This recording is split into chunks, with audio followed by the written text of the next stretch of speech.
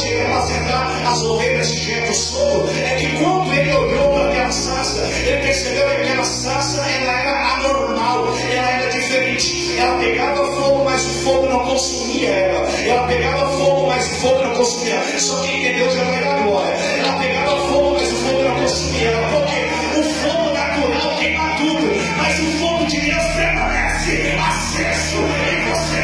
O fogo natural pega e apaga.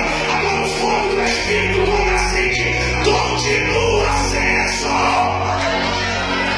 Você crê, joga a mão na glória. Você crê, levanta a mão, glorifica Deus. Diga para o irmão que está do teu lado assim, diga assim, você tem fogo. Diga assim, você sabe por quê? Porque o fogo natural, ele clareia, ele acende, mas ele apaga. Agora deixa eu falar para você. Sabe esse fogo que estava pegando agora há pouco aqui? Não é natural, é divino. Então continua aceso aí dentro de você. Então continua aceso aí dentro de você. Se você crê, dá um pulo na cadeira e amigo de glória.